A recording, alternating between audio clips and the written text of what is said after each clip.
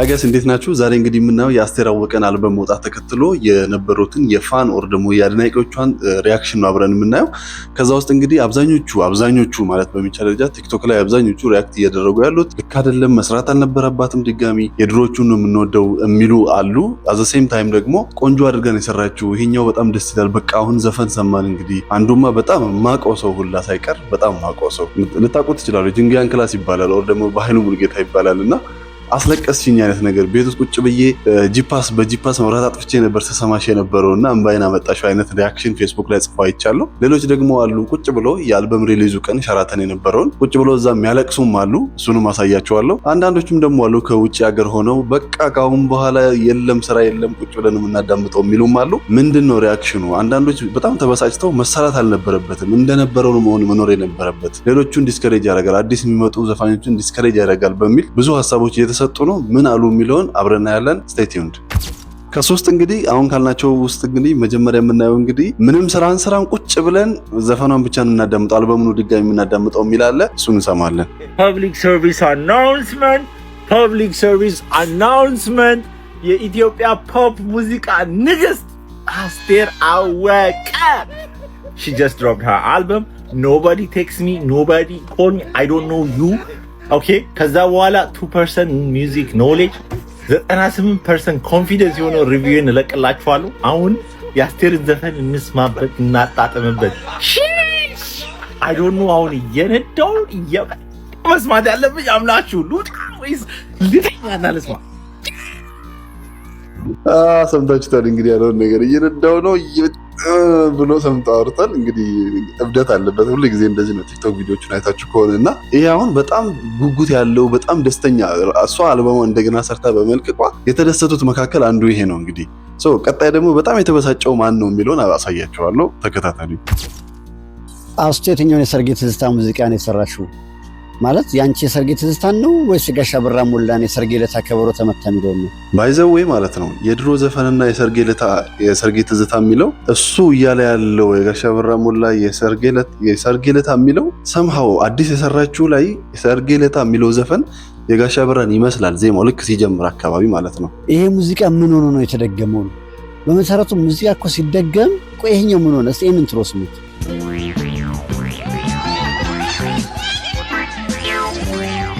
ይሄ እንግዲህ 1 ደቂቃ ከምናምን ሰከንድ የሚይዘው ነው። ይሄኛው ምን ሆኖ ነው በዚህኛው የተተካው ነው? እስቲ አዳምጡት።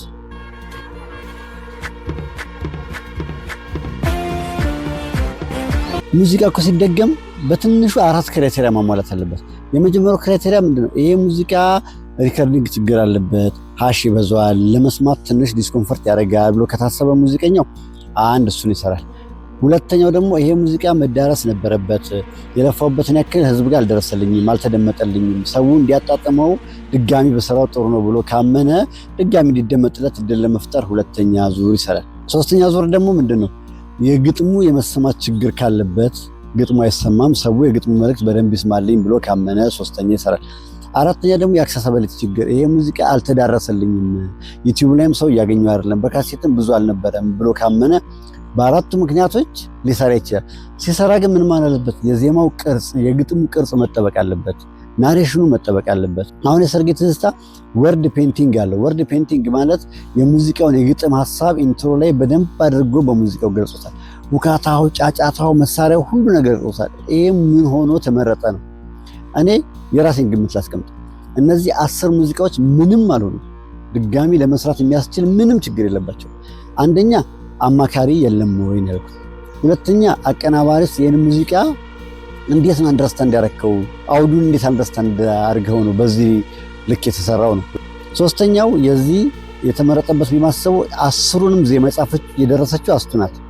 7ቱን ግጥም የጻፈች አስቱ ናት። 2 ግጥም ያየራዳለው፣ 1 ግጥም ይልምሻለሁ። በቃ በተረፈ 10ሩም የሷ ነው በሚባልበት ደረጃ። ስለዚህ ከገጣሚያን ጋር ከደራሲያን ጋር ያለውን ውጣ ውረድ ለመቀነስ ዝም ብሎ ፒክ አድርገው ሰሩት። የኛንም ትዝታ ቀሙት ማለት ነው።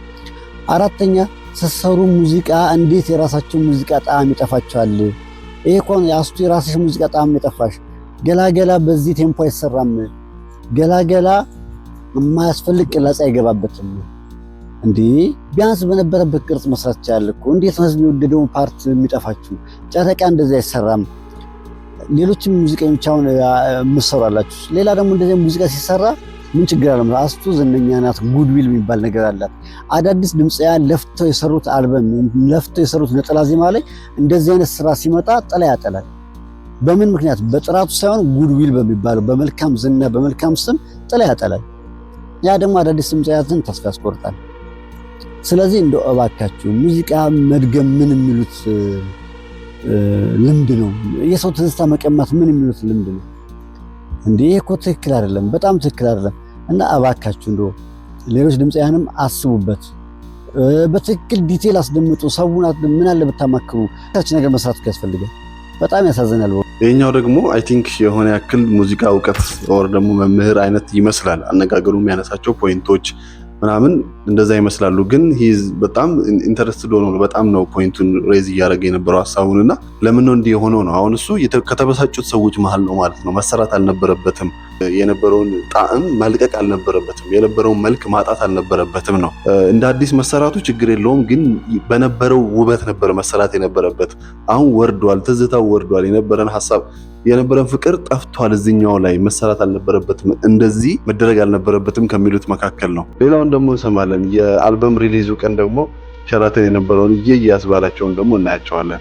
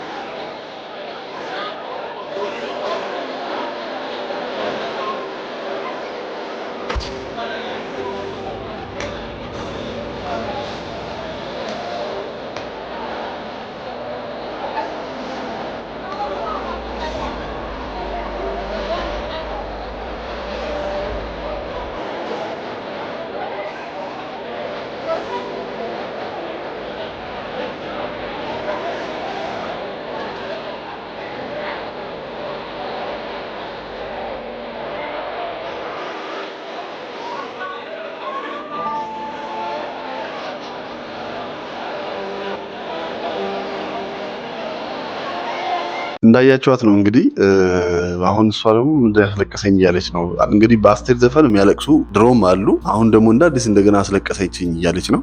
ሌላኛው ደግሞ አንዱ ሪያክሽኑን ደግሞ እናያለን። እንደው ባልተሰራ ከሚሉት መካከል ነው። የኛው ደግሞ ምን እንዳለ አብረን እንሰማለን። ሰማችሁት? አዲሱን የአስቴርን አልበም ከዚህ በፊት የነበሯትን ዘፈኖች 10ሩን መርጣ እንደ አዲስ ሰርተዋለች። እንዴት አገኛችሁት? እኔ ደግሞ ባይሰሩ ሁሉም ደስተኛ ነኝ። ሌላውን እንተውና ሁለቱን የሰርጌ ትዝታውና ከሁሉ አስበልጬ በጣም ነው በቃ ያልተመቹኝ። እንደ አዲስ የተሰሩበት መንገድ ከሁሉ አስበልጬ እኔ የድሮውን ስለምወደው ነው። የሰርጌ ትዝታውን ግን እንዴት አድርጋችሁ አስቡት መሰላችሁ? የአቤል ሙሉጌታ ነይ ማታ ማታ የሚለው ዘፈን በትዝታ ቢሆን አስባችሁታል? የሰርጌ ትዝታውን በስክስታ የሚያስጨፍር ቢት ማድረግ እንደዛ ነው። በጣም ሚስማች አለ። የትዝታውን ዘፈን እንግዲህ እስክስታ መጨፈር እና ጥሩ ነገሩ ምንድነው? የድሮዎቹ ስላሉ ሁሌ የድሮውን የሚወድ ሰው እንደኔ ያነሳ ያንን የመስማት እድል አለው። አዲስ የተሰሩትንም የሚወድ ደግሞ ያው እነዚህን ያዳምጣል። በጣም ግን የገረመኝ ብዙዎቹን አስቴር ናት ግጥምና ዜማዎቹን የሰራችላቸውና ያ ለኔ አዲስ ነውና አስቱካ ይመችሽ። እንዴት አገኛችሁት እናንተ? እንደሰማችሁት ነው እንግዲህ በጣም ብዙ ሰዎች ይሄ አሁን የቲክቶክ ላይ ብቻ ያየሁት ነው። ፌስቡክ ላይ ደግሞ ብትሄዱ በጣም ብዙ ሰዎች ኔጌቲቭሊ ነው ሪያክት እያደረጉ ያሉት። ለምንድን ነው እንደዚህ እንደገና የተሰራው? ልክ አይደለም፣ የድሮ ትዝታው የድሮ ጣዕሙን ለቋል፣ ቃናው ጠፍቷል፣ የድሮ አይደለም የሚሉ በጣም ብዙ ሪያክሽኖች አሉ። ምን ይመስላችኋል እናንተ? ግን መሰራት ነበረበት እንደዚህ? ፕሮባብሊ ደግሞ የእሷን ዘፈን ከድሮ ጀምሮ የምታውቁ ሰዎች፣ የምትወዱ ሰዎች ሀሳባችሁን ኮመንት ላይ ፈልጋለሁ። መሰራቱ ልክ ነበረ ወይስ አልነበረም የሚለውን ነገር ኮመንት ላይ ያሳውቁኝ። ሰብስክራይብ እና ላይክ ማድረጋችሁ እንዳትረሱ። ፒስ አውት። በሌላ ቪዲዮ እንገናኛለን።